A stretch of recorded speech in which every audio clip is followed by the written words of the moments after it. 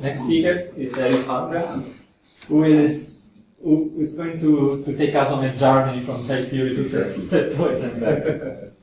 Thank you very much for the introduction, and thanks a lot to the organizers for the opportunity to speak at this wonderful workshop. And of course, thanks to the Hausdorff Institute and the organizer of the Trimester Program for inviting me here.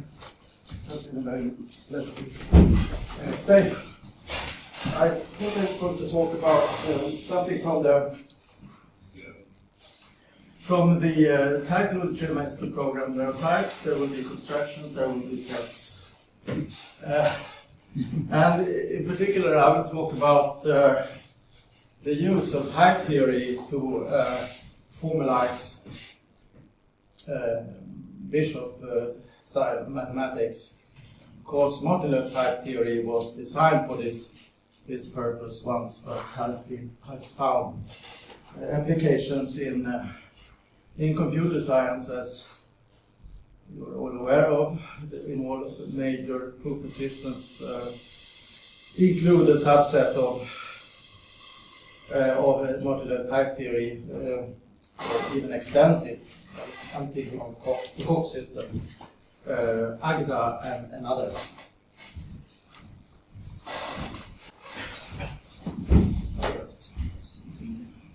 Okay. So here's an overview of this talk. I will talk about representing sets in type theory, going from Bishop's ideas, perhaps, up to Martin-Löf there.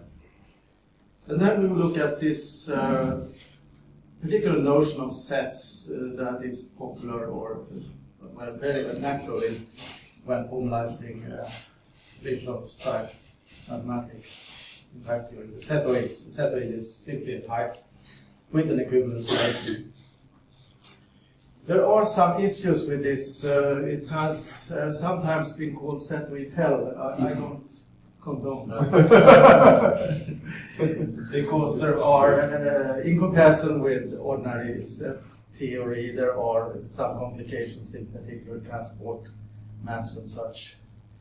But I hope to show it's not that bad. Okay, we'll look at two issues that are related to this, and one is the definition of category.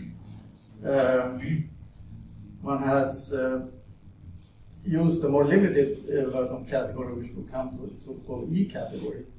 But it's a question whether this is enough, and yeah, we'll discuss that.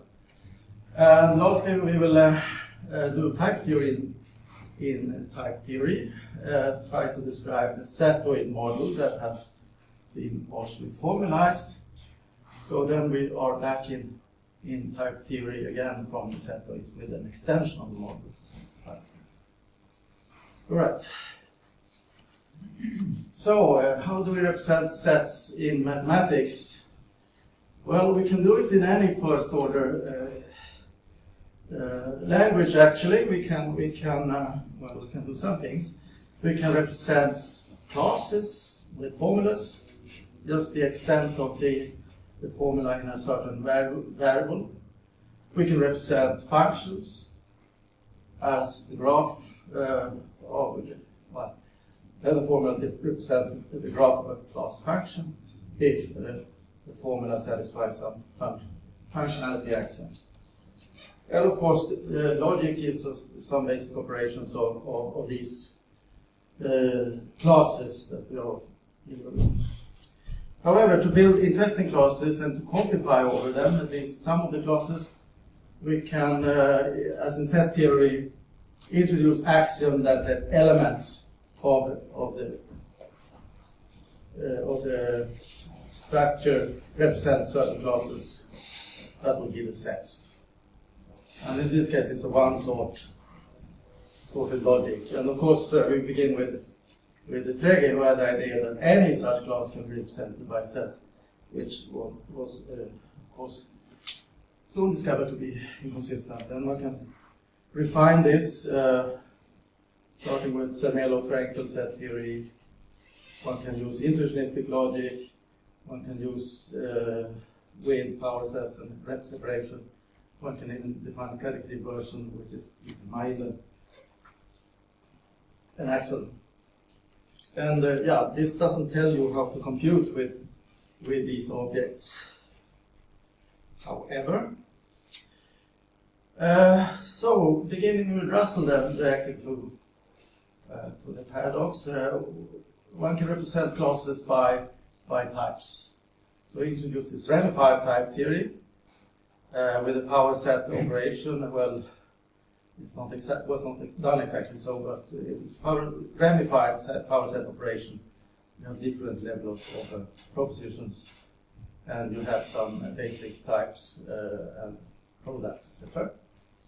Okay, it was discovered that this was not enough for mathematics. I have been talking about ramified type theory in the previous talk here. One introduced reducibility axiom, saying that one can collapse essentially all these operations into one. And of course, then it was no use even having this ramification. So one could introduce a simple type theory.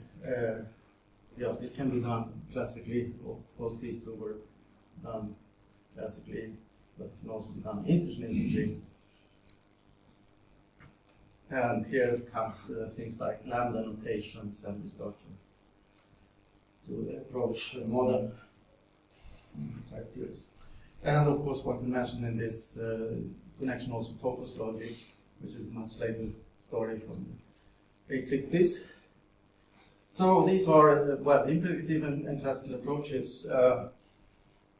So one can ask what, if we want to formalize constructive analysis as Bishop did it in his foundation of constructive analysis, what could one do? And what was available in 1967? There were the theory of Brouwer's theory of species and choice sequences, and some theories related to that. There was the Gödel system T. Types are formed by natural numbers and function types. And here also computation rules are explicit. So one can see the constructiveness of the operations plainly. Yeah, so one very easy system to work with is to take Gödel system T, its equations, and add arithmetical axioms. And you have a well-known theory called HA omega, that's been studied a lot. And the various extensions of this have been used for actual formalization, constructive analysis, and also for classical analysis, especially proof mining, etc.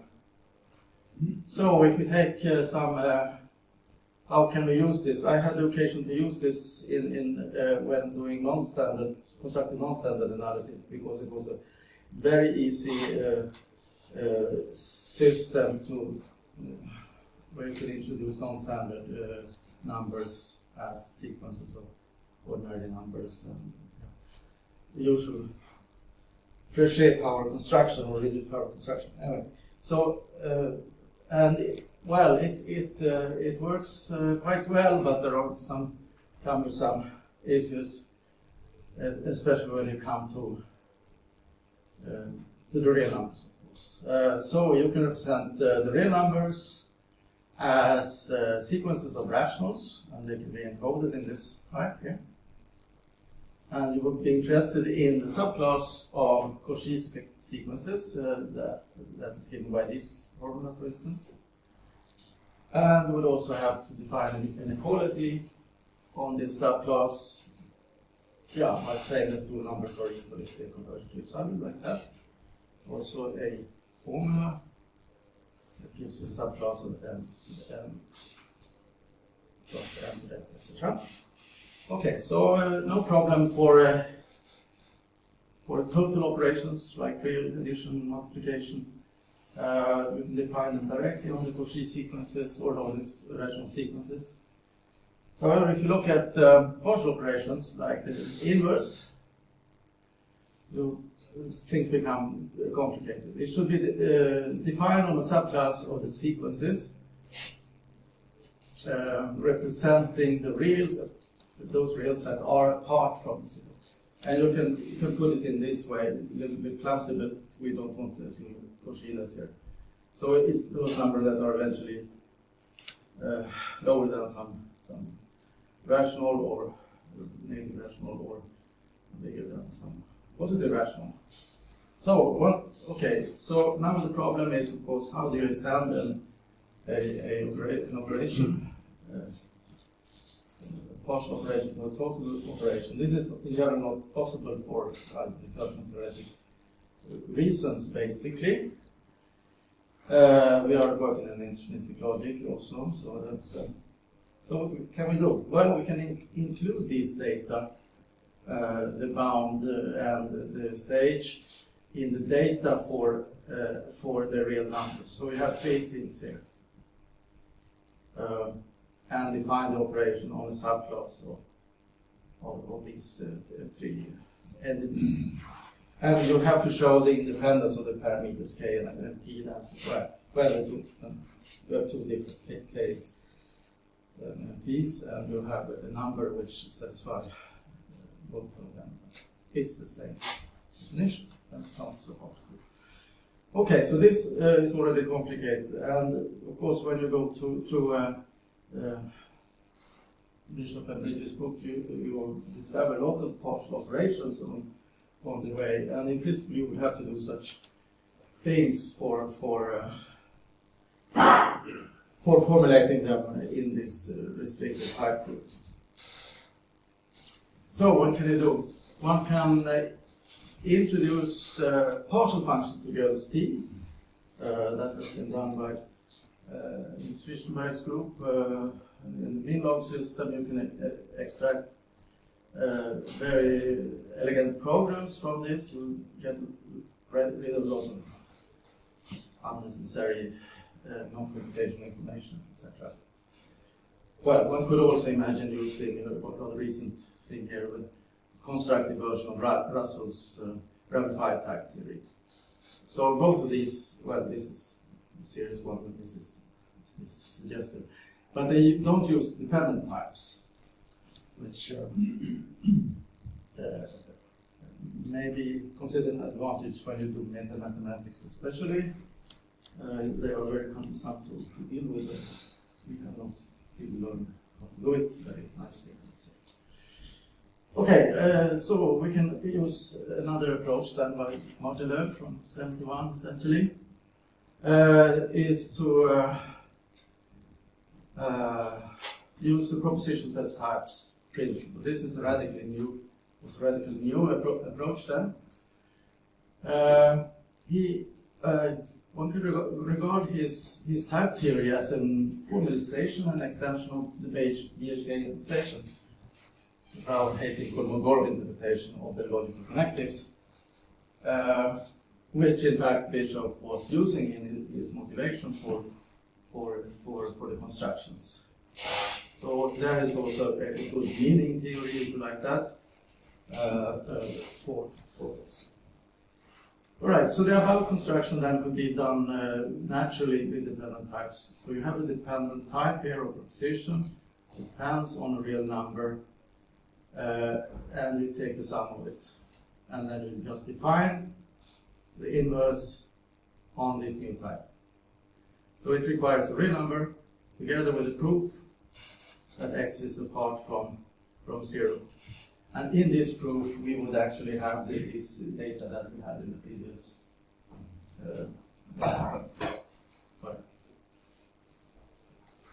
These data would be hidden somewhere inside this proof. Okay. So in this type theory, there is no add-on logic. It's not. It has no logic. Logic is derived from type theory and the BHK. No. One can also go directly to Bishop and try to see what he uses in his formulation. And there are some papers indicating well, that he had some notions of independent type, and Joseph Petrarchis has, in his talk here, given a very nice exposition of his implicit use of dependent types, if my interpretation is correct. So it's good to go to the sources there. Yeah, of course, Bishop had done this long before Martin-Löf. Wow. Okay, so the proposition as types, well, quickly here, I assume you have seen it mostly. So you have the usual logical operations here, internistic logical operations, connectives and quantifiers. And yeah, universal quantification is translated into the so-called pi construction, dependent product construction.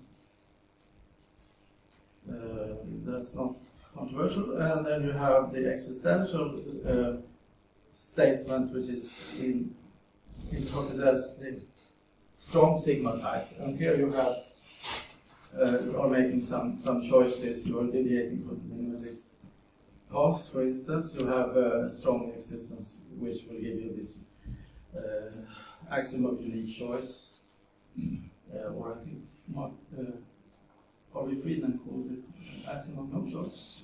Is that Michael. Okay, thanks. Right. Same here. Okay, and then you have the ordinary constructions. Well, a proof of this is supposed to be a pair of proofs, one of P and one of Q, and then you take this product. And yeah, the implication, you should be able to transform a proof of P into a proof of Q, which you do by means of a function. And then you have some inhabited type and some empty type, and negation is always defined as implication. So, and yeah, well, the judgment then to say A is true means that there is some proof object which inhabits the corresponding type. Yeah. So it's a nice scheme here. And one can also see that, yeah, type theory actually gives, one can understand this as infinitary conjunctions, of course, where all the formulas are given by a function, ex or from A here, and the infinitary disjunction includes. So it goes beyond this section. Try to employ that as well. Anyway, yeah, what is a setoid?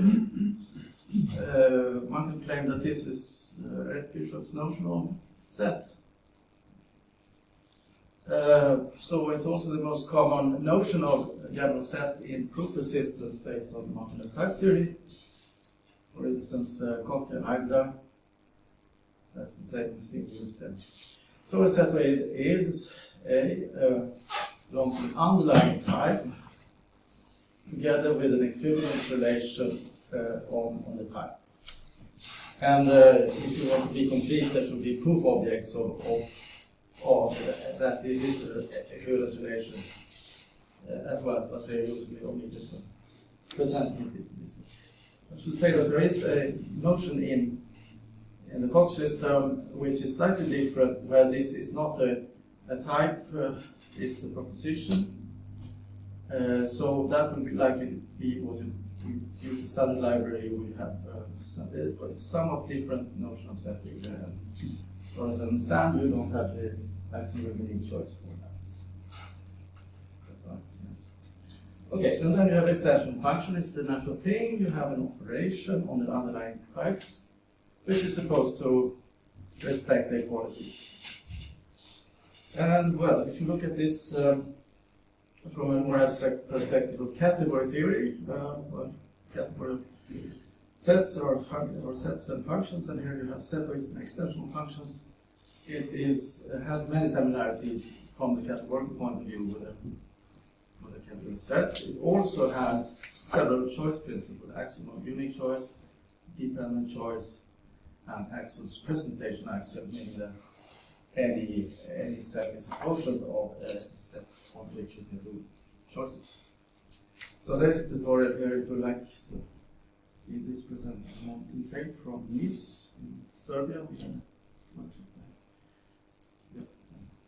Okay, so what are the Setoid constructions? Main ones. You have the exponent setoid. That should be presumably a type of extension functions. The underlying type is exactly that.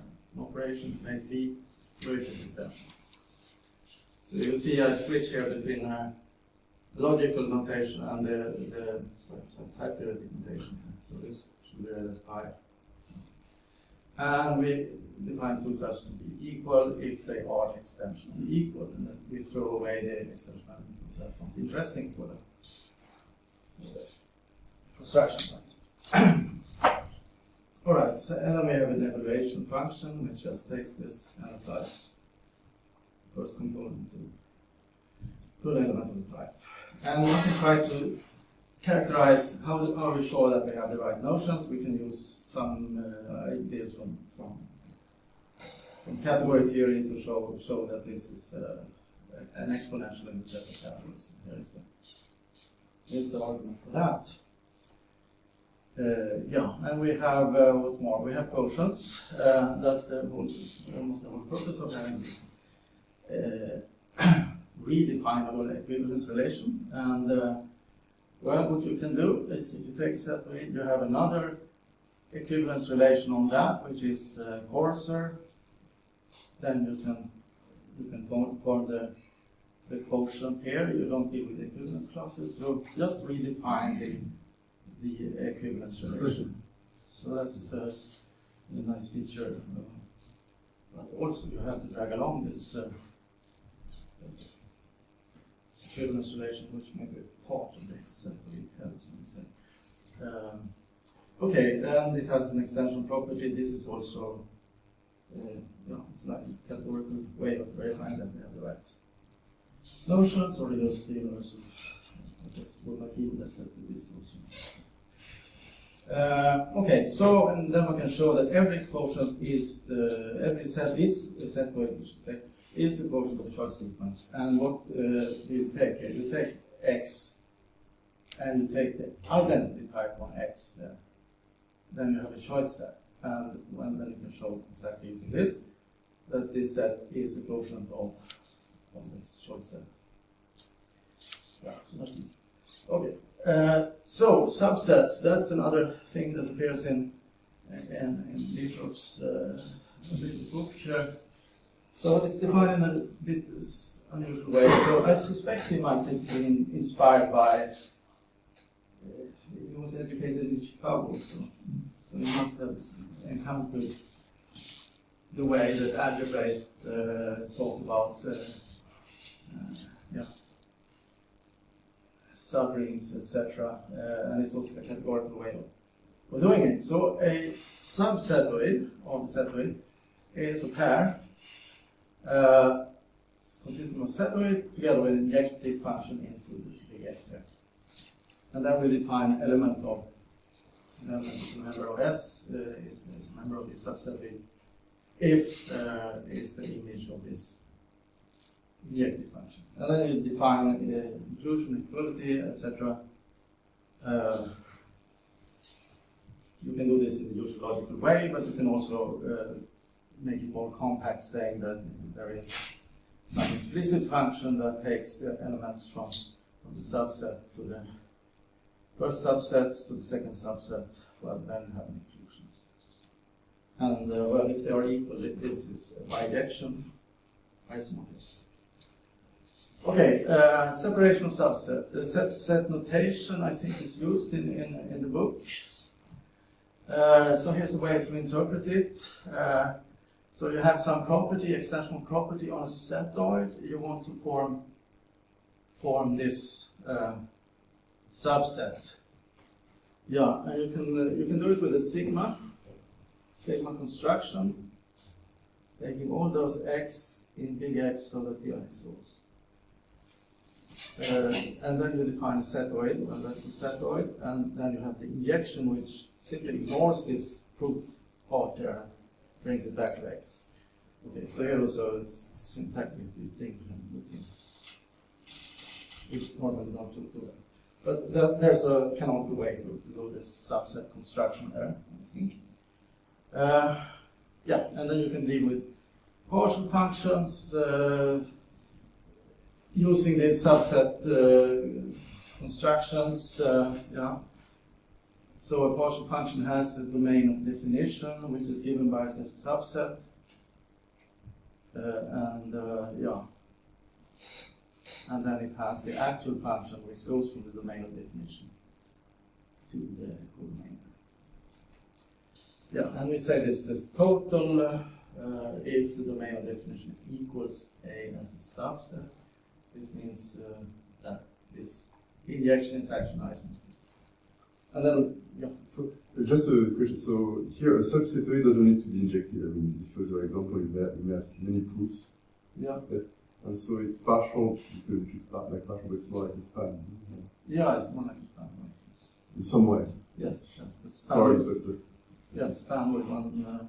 But of course, in the language of setoids, you should call it partial function. Yeah. Right. Yeah. Sorry. Yeah, that's right. It's a good comment. And you can compare partial functions in the expected way with this. Yeah. So you can do the example of the inverse here, so it feels more.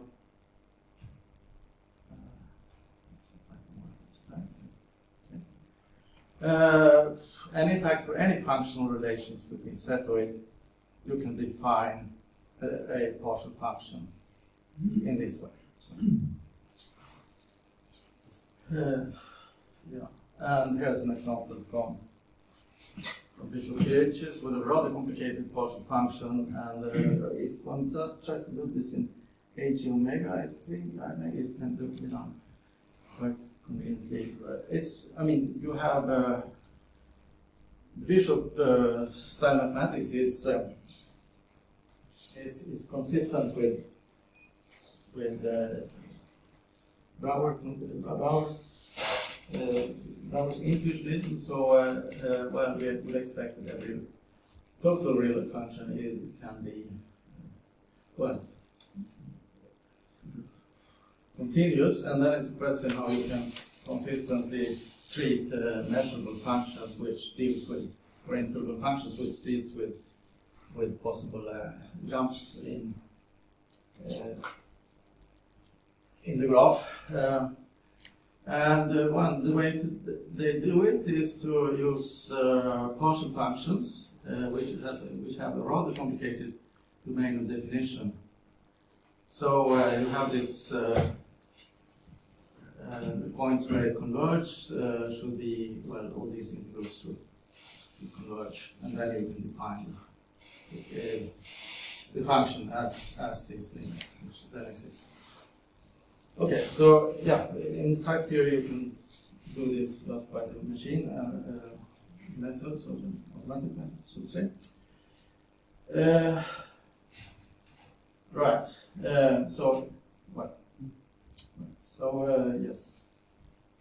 And of course there is, as Josef pointed out in his talk, a lot of quantification, or that looks like quantifications over subsets, but in reality it's Josef has described this some underlying family that defines these partial functions. And here's an example. Okay, right, so that was how it would use Martin-Löf type theory. Type theory is to understand Bishop style constructive mathematics. So if you go beyond the analysis and so on, which is very well developed, everything is very well studied. If you go into algebra and other subjects, you have a lot of new objects, possibly problems. So one such problem is categories. How do you do that? There have been many versions of this. some adding axioms to type theory. See, there was Gerald Gödel and his students, Erik Bishop. Sorry, I don't remember them. Did a quite impressive formalization, but it used some extra axioms of type theory.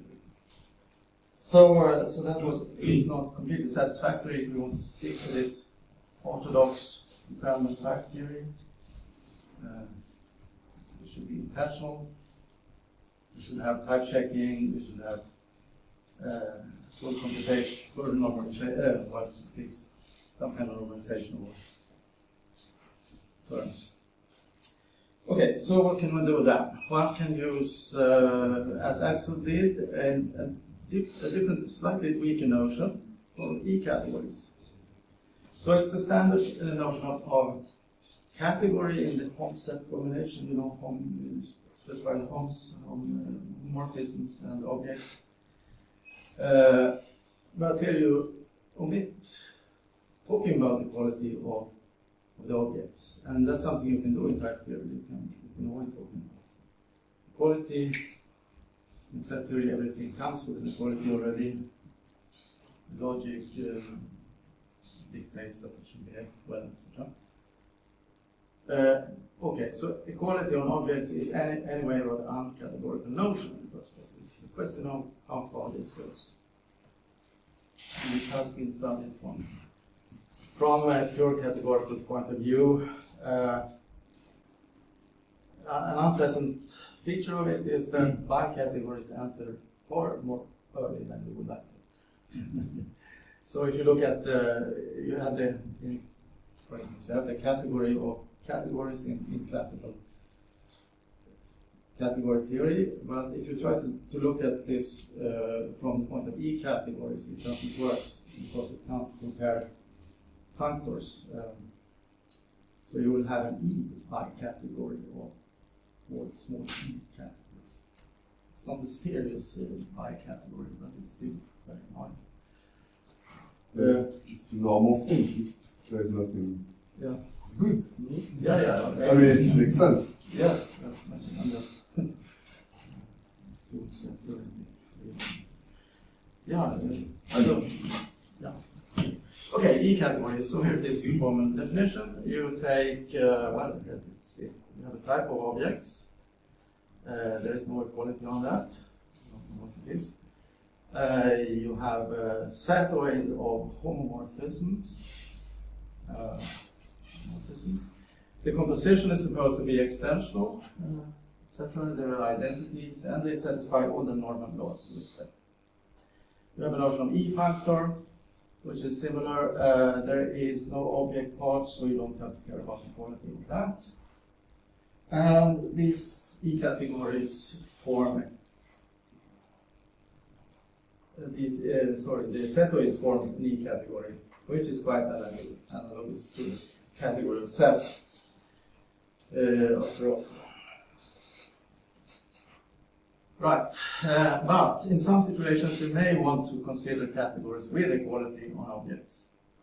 So if you want to compare your results properly with the standard treatments, one should probably think of this. So the scope of E categories, I think, is somewhat nebulous. One thing they don't do very well is to internalize to other categories. So you can prove theorems about your E categories, and you think you want to use them inside some other categories. You have a category, let's say some topos or something like that, you will have a problem. They don't internalize well. So one can add some feature to the E categories, namely you add an equivalence relation to the objects, but now you must explain how the Hom set reacts to a change of objects, because this is strongly typed, so you cannot assume this goes automatically. So what one does is to introduce a family of isomorphisms inside of Hom. This will be a groupoid, which represents the transports. So such an isomorphism for every proof that A equals B. And then it turns out it's enough to require these equations that for a proof of identity, this is really the identity. So compositions will behave correctly as compositions of E category, as compositions in E categories. And they should be independent of the proof of this equality, and they should be factorial. That's an H category. And then you can, you can actually see that this is an ordinary category formulated in essentially algebraic way. And those are the categories that one likes to discuss inside other categories. So they are given by essentially algebraic axioms. There are no dependent types. And yeah, you do the obvious thing. You take the objects are the setoid of objects. The arrows are arrows with information about domain and codomain. And if you want to compare it to another one, you use these isomorphic transports here. Yeah. And then we can define the composable arrows. That's our triples. Those two arrows, and then a connection, which is proof that the codomain of B is equal to the codomain of F is equal to the domain of G. And then you compose them with this thing in the middle as a transport function. But one sees with using these axioms, if you compose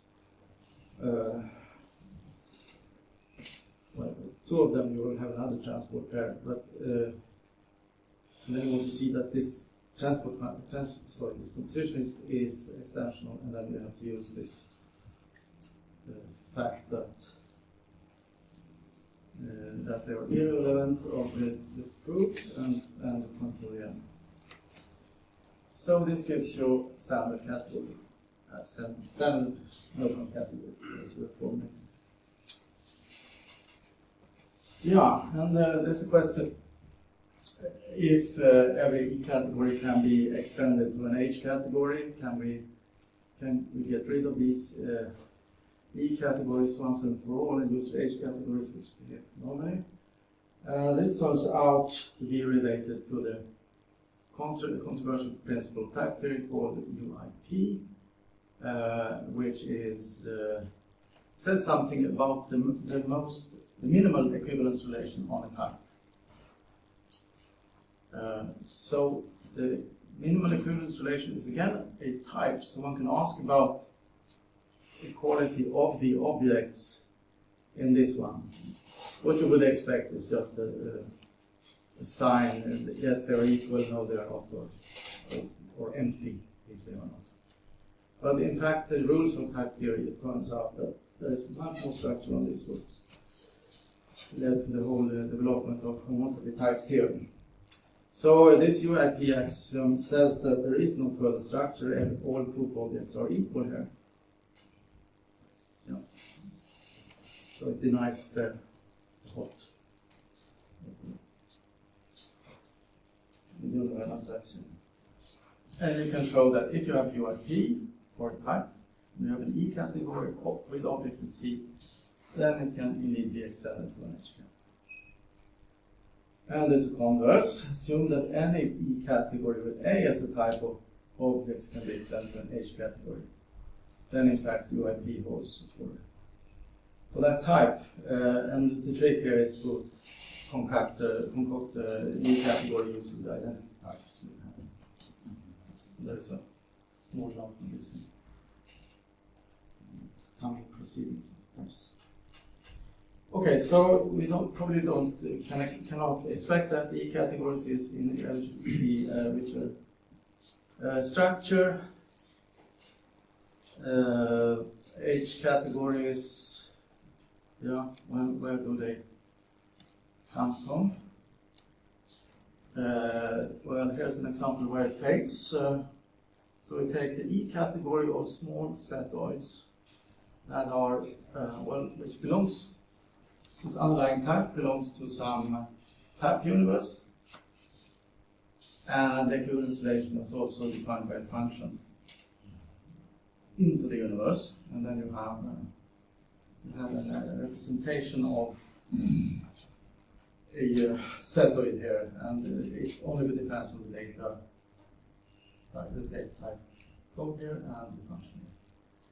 So if you assume UIP, well, this will be an H category, and it will have a lot of further notions that can be internalized. However, if you use UIP, this is no longer an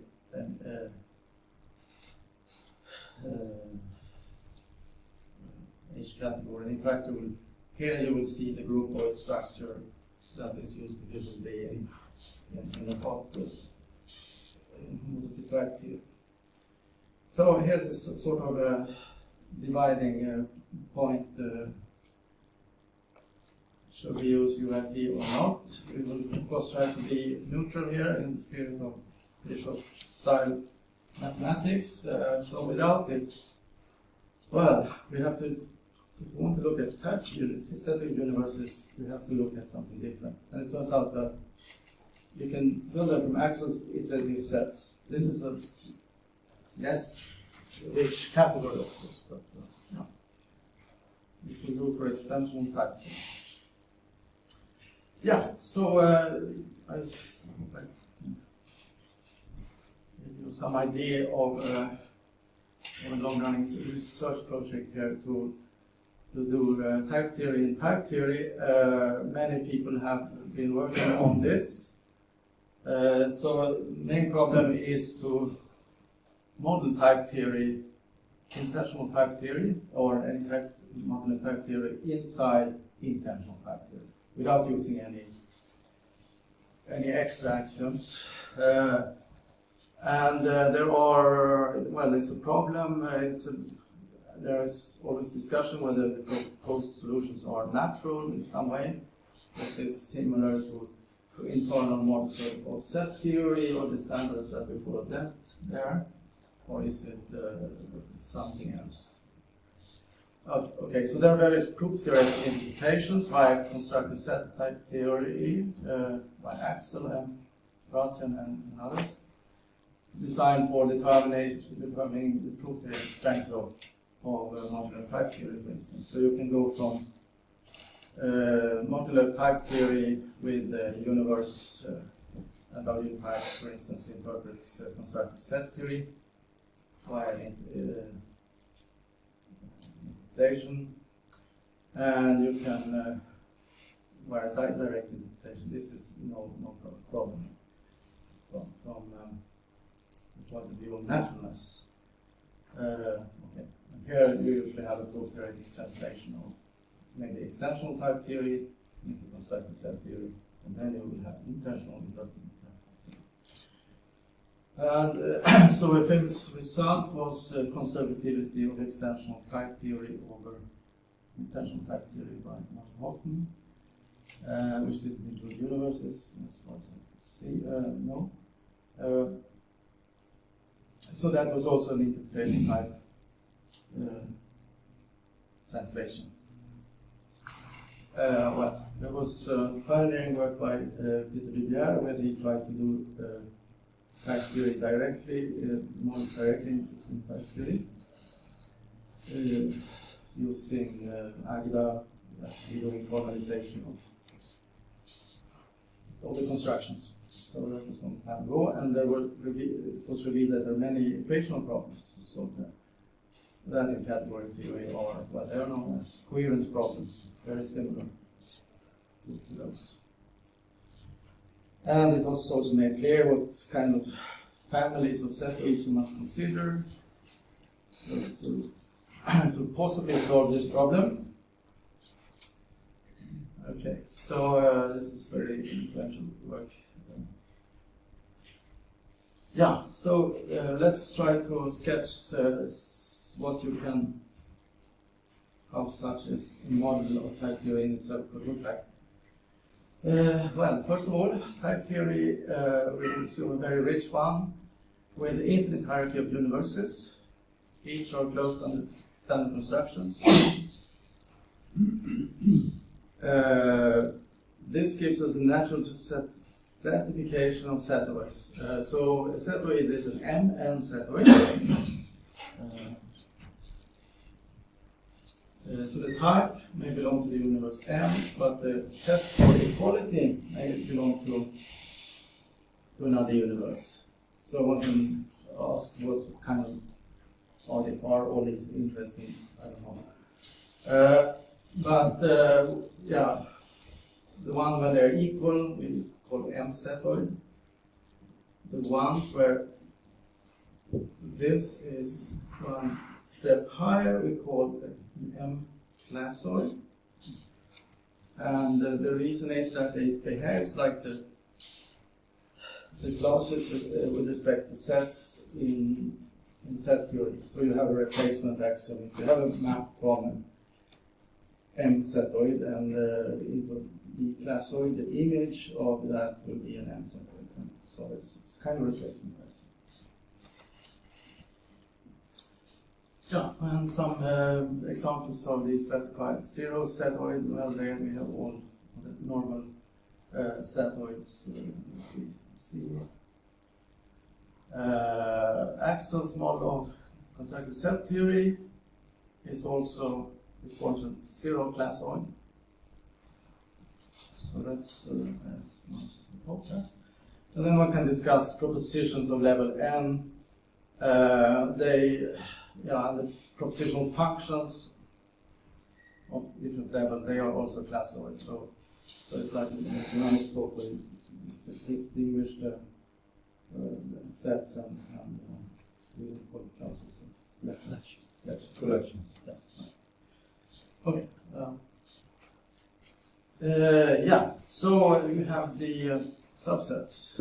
And if you look closer at this one, if you start with a classoid X and take all the n subset over these, you will have a classoid again. And there's some kind of cumulativity there. So in the following we should just consider zero setoids and zero classoids. So we just said setoids and classoids. Families of setoids. So here's, I believe, something which comes from is it Richmond that defined there's an exercise in Bishop Bridges on how to define families of sets. And I think one can see it as in this way. You have two setoids. You have a function, an extensional function from A into the sub-setoids of X. And if you pick this apart, you see that, it has this setoid, it has this explicit injection, and it satisfies this condition. If you, so you actually get a sort of free family that is not embedded in something by taking this part, and then you get these transport functions that you see. So we can abstract on this to get a notion of proof-relevant setoid family, and that was something that DBR defined, for instance. So again, you have proof irrelevance, the transport from one fiber to another should the proof should matter, it should map identities and should be conform. Alternatively, you can view this as an E-functor from the discrete category. Yeah, and now we start to look at the proof of constructions of type theory. These are dependent set-based constructions. With families, we have the dependent product. It will be then, let's say, dependent sum. You have the dependent product. This should be a generalization of function space. And we have to correct for that things end up in the wrong fiber, so you have to use these transport functions. And it becomes a bit cumbersome actually. Why? Then you want these operations to operate on, to give new families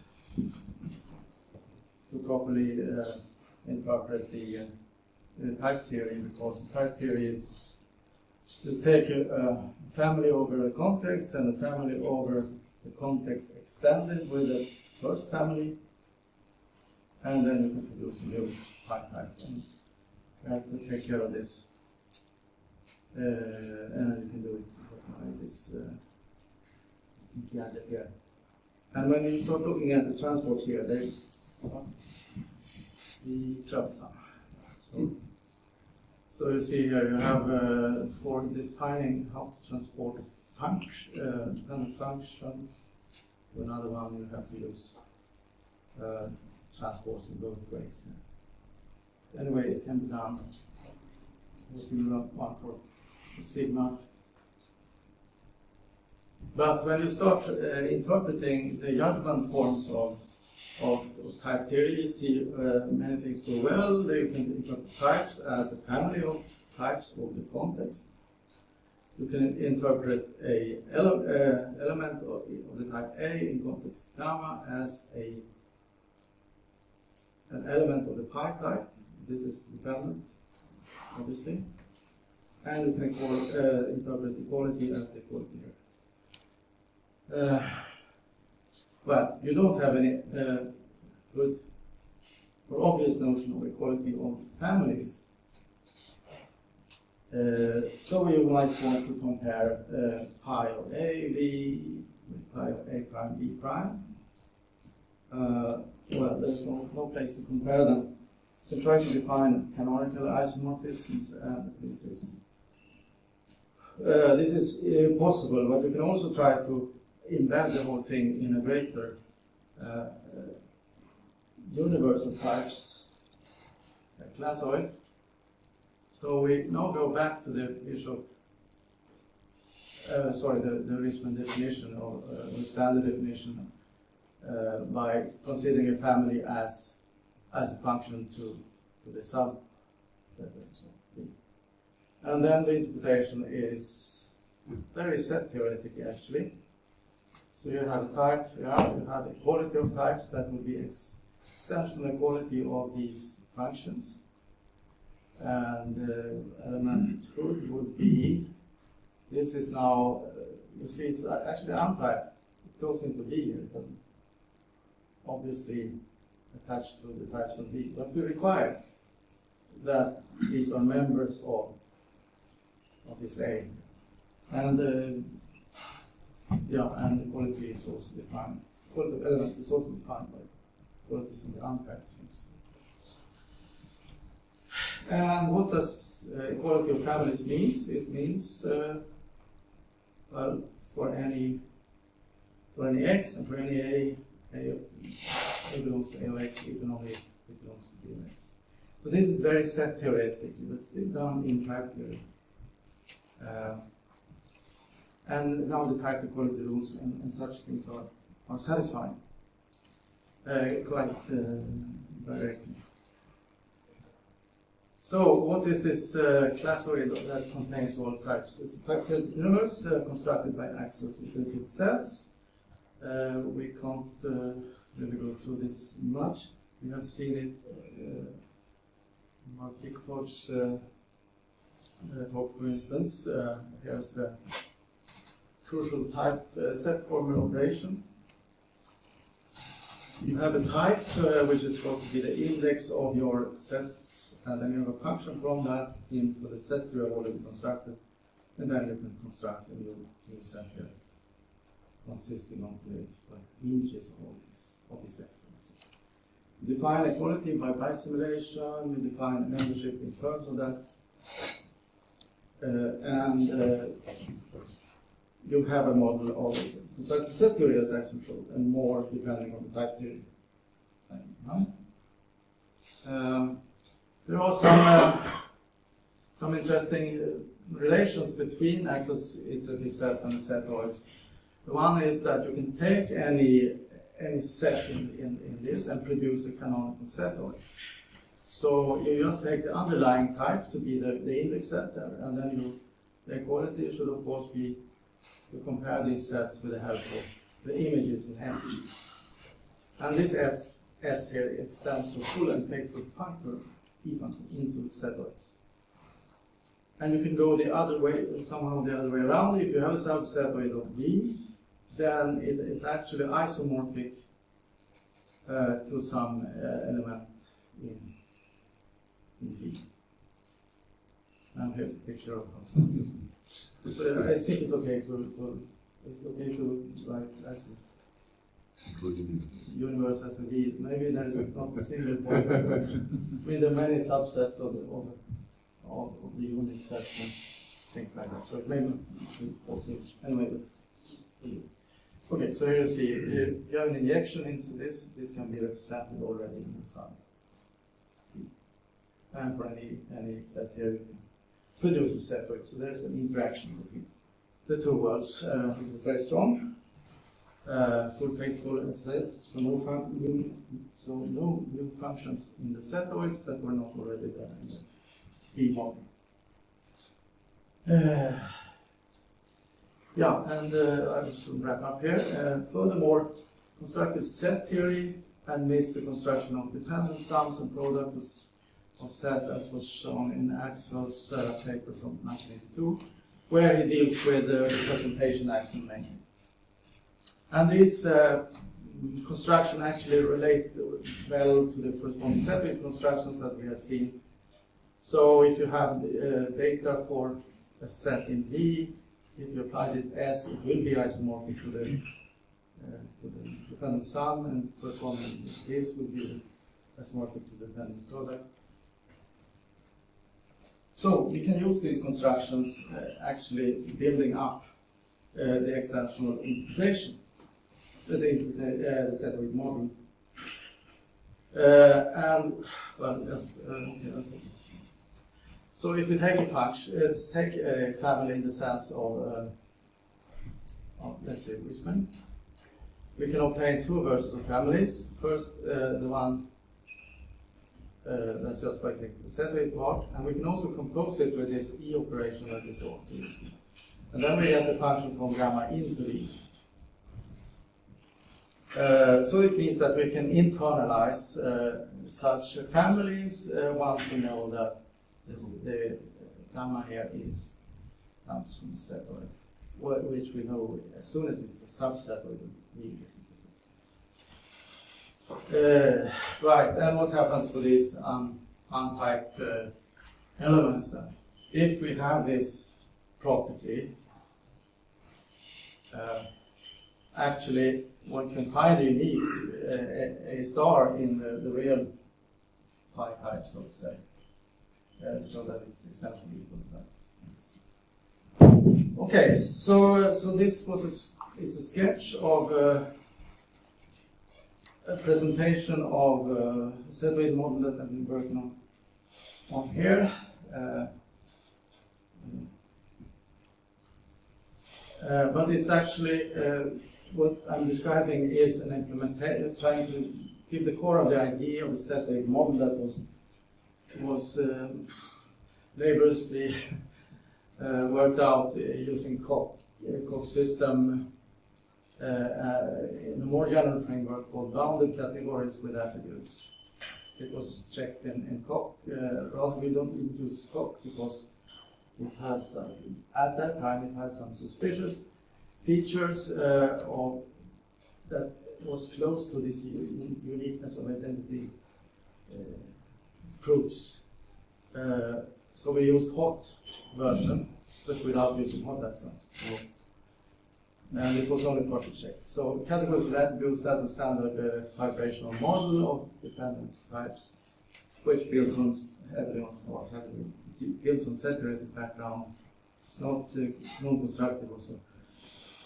So there are obvious variants. We want to replace everything by E. There are categories here. We can replace them by E categories. And that was studied with Peter Lamstein and me, and master student. Here you would have some coherence conditions that looks annoying. So it's not, doesn't look like type theory.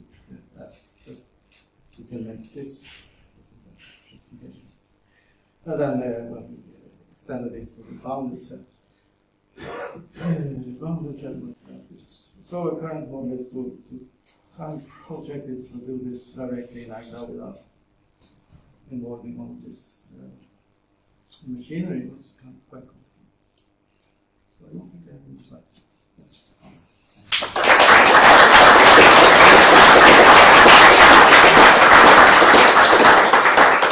Questions or comments?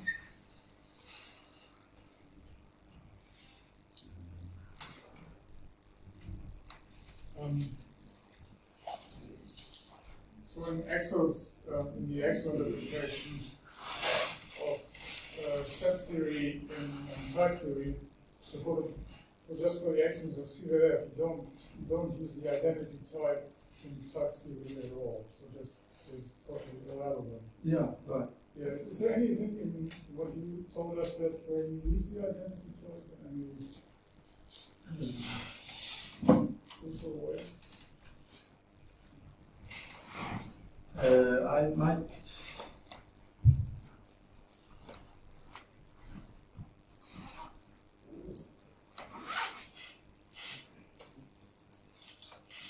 I might use the presentation axiom somewhere in the fact part, but not in the interpretation. That's completely correct. That's in the interpretation set here. It's not needed. And then for the presentation axiom, if you want to, so again talking about the interpretation of set theory and type theory. Yep. For the presentation axiom, you need some kind of,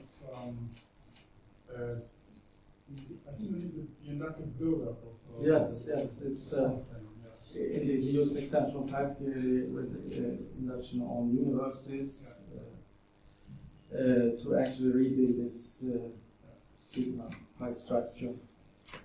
And I think it's a bit unclear how to verify the presentation axiom directly in type theory without adding axiom to type theory.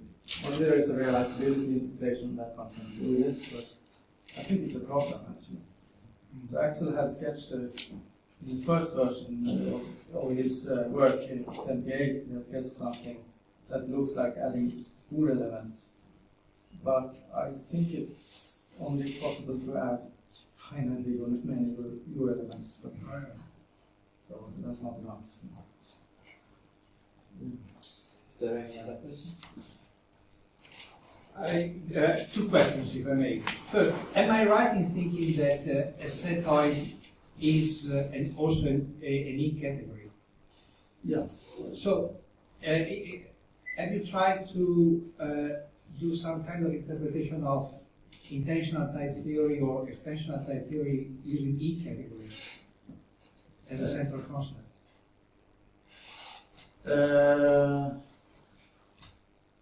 No, well, I don't know.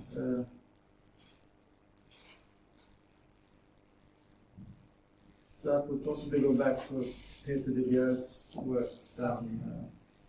No, I haven't tried it. Interesting.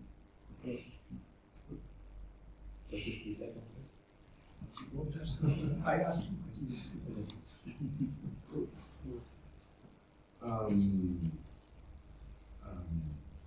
So there is this, this question about categories and identities and which one comes first. And so in your definition of the category, you ask that you have some notion of equality on top of the other objects, which is given them this. And then there is something that was, I would like just to have your opinion. You know, there is this constraint that is proof irrelevant. Yes,